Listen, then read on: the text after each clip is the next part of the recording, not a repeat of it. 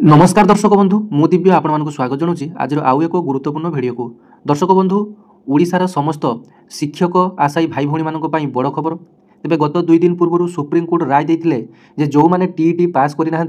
आगामी 2 वर्ष मध्य TET pass करने पड़ो नचेत आपर जदि चाकरी काल 5 वर्ष कम अच्छी ताहले पास न कले चलो जदि 5 वर्ष अधिक अच्छी निहाती भाव में आपको ओडिशा टीचर एलिजिबिलिटी टेस्ट बा देशर जेकोसी टीईटी परीक्षा आपको उत्तीर्ण होगापी पड़ो जदि 5 वर्ष अधिक चाकरी अच्छी तेबे 2 वर्ष मध्य आपको ओटीटी पास करने पड़ो नचेत आपने चाकरी आपको बाध्यतामूलक अवसर दिज्व।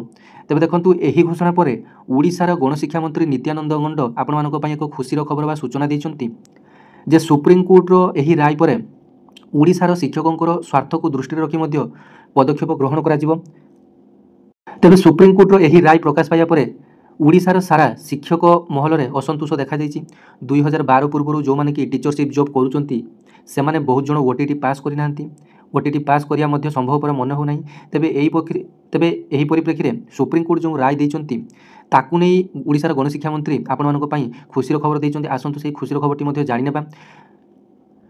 तेबे सुप्रीमकोर्टर राय को सारा देशर शिक्षा व्यवस्था मानिबा पड़ो। तेबे राज्य सरकार चाहिए निज राज्यर शिक्षा व्यवस्था रे परिवर्तन किसी व्यवस्था आनी परिबो। तेबे एथिरे किछि नुआ कथा नुहे राज्य सरकार जदि चाहिए तेबे टीचर एलिजिबिलिटी टेस्ट रे किछि परिवर्तन आनी परिबे जोंटा कि वर्तमान खुशी खबर जो शिक्षक भाई भौणी माने व्यस्त होउचंती ओटीटी पास को नहीं एवं ओएसटीटी पास को नहीं सेमानको पई वर्तमान गोटे बड़ खबर बा बड़ मेसेज देइचंती ओडिशार गणशिक्षा मंत्री जे सुप्रीमकोर्ट को टीईटी राय तर्जमा करिवे सरकार। तेबे आपण माने भिडियोटी को शेष पर्यंत देखिए जहाँकि आपण मानकू आज ये खबर कागजर 2टी आर्टिकल देखी जोटा कि आपण मानक पई इंपोर्टेंट कथा लिखा जाइए। तो देखो प्रथम आर्टिकल रे लिखा जाइए जे सुप्रीमकोर्टर टीईटी राय तर्जमा करेंगे सरकार गणशिक्षा मंत्री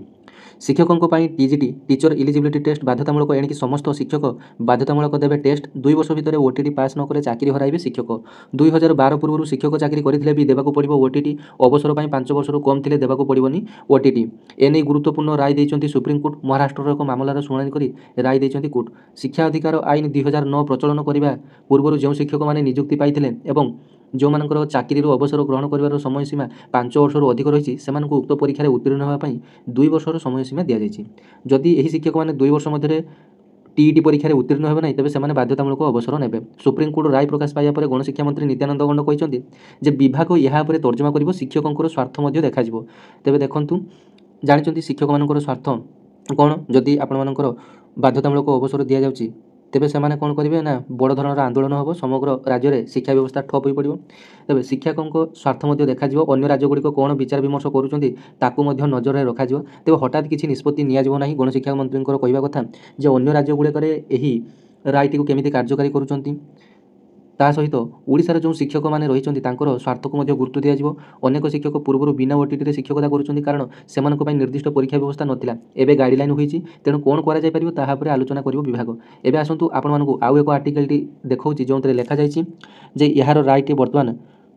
ऊपर बेंच को जाइए जहाँकि प्रधान विचारपति निकट को। तो देखो यहीटा आपर से आर्टिकल जो लिखा जाए टीईटी नहीं बढ़िला द्वंद्व ऊपर बेंच को गला मामला शिक्षकों योग्यता परीक्षा बाध्यतामूलक बोली सुप्रीमकोर्ट निर्देश दे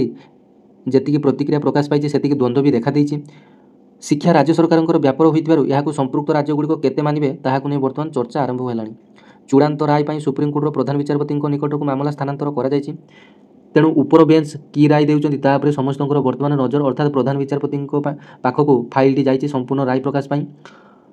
सुप्रीमकोर्ट को निर्देश को ओडिशा मानिबो केते अन्य राज्यर निष्पत्ति उपरे नजर रही तेबे टीईटी नहीं सुप्रीमकोर्ट को निर्देश पर छत्तीसगढ़ सरकार नुआ निष्पत्ति नहीं 2011 मसीहा पूर्व चाकरी पाई शिक्षकों चाकरी और पदोन्नति में सुप्रीमकोर्टर निर्देश लागू हेबो नाही बोली निष्पत्ति निया जायछि। तेबे देखंतु आपण मानक पई आउ गुटिया खुचरा खबर आमर जो पड़ोशी राज्य अछि छत्तीसगढ़ तेबे छत्तीसगढ़ मध्य एही नियमटी को कार्य बा रायटी को कार्यकारी करिबो नाही कारण शिक्षा हेउछि संपूर्ण राज्य सरकार विभाग तेज राज्य सरकार चाहिए यही टीचर एलिजिबिलिटी टेस्ट किंबा जेकोसी शिक्षा व्यवस्था परिवर्तन आनीपारे नुआ पदोन्नति टीईटी जरूरी थी कहुई क्षेत्र में ओडिशा और अन्य राज्य किए निष्पत्ति नेउछन्ति समस्त नजर रही गणशिक्षा मंत्री कहते निर्देश उपर तर्जमा हो शिक्षकों स्वार्थ देखा अन्य राज्य कि विचार विमर्श करुँच भी नजर में रखा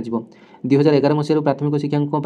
ओडिशा शिक्षक योग्यता परीक्षा को बाध्यतामूलक कर पदोन्नति आशार 75,000 अधिक शिक्षक सुप्रीमकोर्ट को राय को नहीं चिंता और द्वंद्व अच्छा तेणु अपेक्षा राज्य सरकार कि निष्पत्ति ने तेज देखो फाइनाली आपण खुशी खबर ତେବେ ସୁପ୍ରିମକୋର୍ଟ ଯାହା ବି କିଛି ରାୟ ଦିଅନ୍ତୁ ନା କାହିଁକି ଓଡ଼ିଶା ସରକାର ତାକୁ ନ ମାନି ବି ମଧ୍ୟ ପାରନ୍ତି, ମାନିବା ପାଇଁ ବାଧ୍ୟ ନୁହନ୍ତି, ଯେହେତୁ ଶିକ୍ଷା ବିଭାଗଟା ଓଡ଼ିଶାର ପ୍ରାଥମିକ ଶିକ୍ଷା ବିଭାଗଟା ସମ୍ପୂର୍ଣ୍ଣ ରାଜ୍ୟ ସରକାରଙ୍କର ହାତରେ ଅଛି। ରାଜ୍ୟ ସରକାର ଚାହିଁଲେ ଟିଇଟି ପରୀକ୍ଷାକୁ କୋହଳ କରିପାରନ୍ତି।